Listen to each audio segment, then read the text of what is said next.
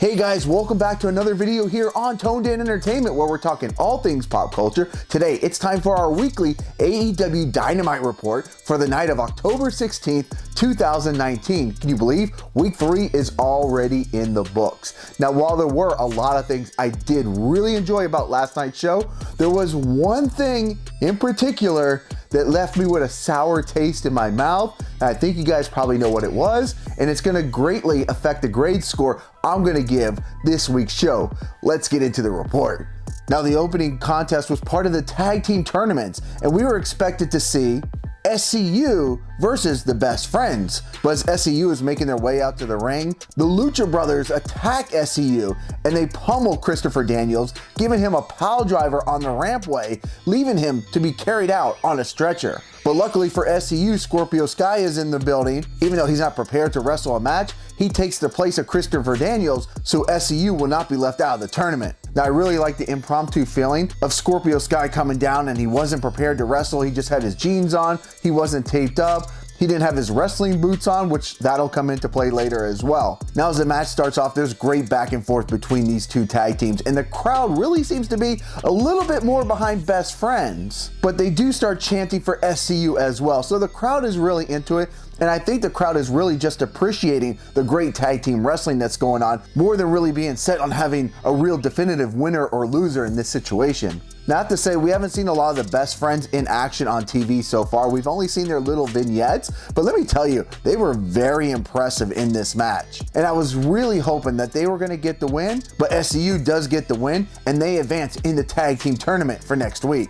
Now, as AEW goes to commercial break, we get a split screen of the commercials and what's going on with AEW, and we see Santana and Ortiz coming out the ringside, and they're gonna face essentially two jobbers. Now, the purpose of this match really is just to get Santana and Ortiz on TV, because we haven't seen them in tag team action on Dynamite yet, but it's essentially just a squash match. It's really just to show how dominant they can be as a tag team. And when the match is over, Jericho comes up on the big screen and throws out a challenge and says that his inner circle tag team of Santana Ortiz are hungry and they want the best tag team action available, and they want the Young Bucks at Full Gear. Next up, we get our women's world title match. We got Dr. Brit Baker against Riho. Now, as the match starts off, there are huge chants for Riho. I mean, she is way over with the AEW crowd. And Dr. Brit Baker is sporting a black eye that she received from last week. Now, I really do believe that Riho is the most talented woman in AEW. Every week, I enjoy watching her just a little bit more.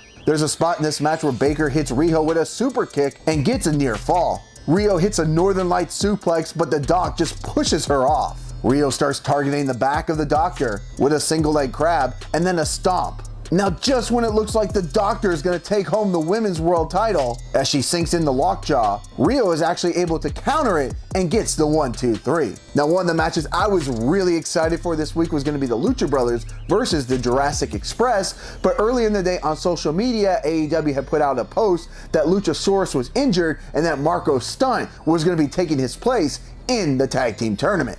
Now, it's only natural to be disappointed because I think a lot of people wanted to see Luchasaurus, but let me tell you, I still had a lot of fun watching Marko Stunt team up with Jungle Boy. At the beginning of the match, the Lucha Brothers really taunt Marko Stunt, and the Lucha Brothers continue to do what they do best, and that's pummel Jungle Boy and Stunt with some really unique, innovative offense.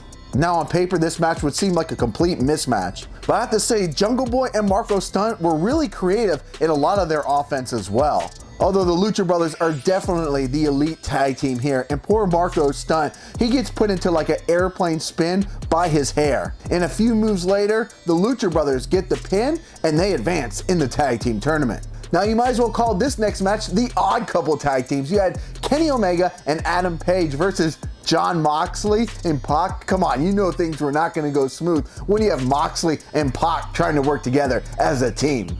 Now, as the match starts off, Pac is in the ring and he's so quick and so agile and is really putting a beating on the Hangman.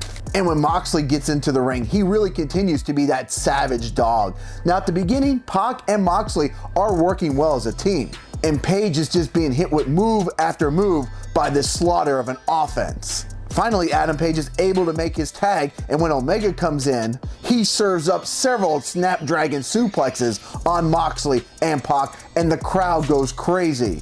and after several high-risk moves to the outside, the crowd erupts in AEW chants. Once back in the ring, Omega and Page hit some very impressive double-team maneuvers, and the crowd erupts into a "This is awesome" chant. At one point in the match, Omega and Moxley square off in the middle of the ring, and JR throws out his classic line, "This is a true slobber knocker."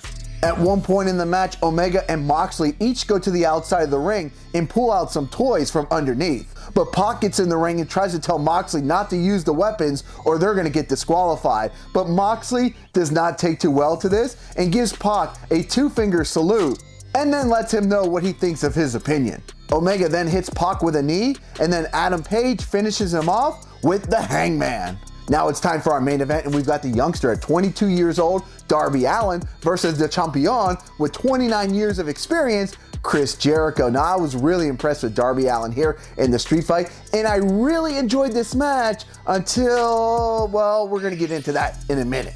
Now, I love the look that Jericho had when he came out to the ring as the Painkiller. As the match starts, Darby Allin runs around like a man possessed, but Jericho is able to quickly turn the tide and begins to manhandle Darby Allin. Now, as we come back from commercial, remember, this is a Philadelphia street fight, so there are no rules, and Jericho is whooping Darby Allin with a kendo stick. Although Darby Allin is able to turn the tide and is able to give Jericho some of his own medicine with the kendo stick as well. Jericho is able to get the upper hand and continues his onslaught on Darby Allin with a chair. Jericho goes and does something I know I've never seen in a wrestling match, and he duct tapes Darby Allin's hands behind him, and then he begins tossing him like a rag doll. Darby Allin is then forced to go all Orange Cassidy and fight with no hands, but he's very impressive, hitting move after move with his hands tied behind him. At one point, Darby Allin actually gets powerbombed onto his own skateboard.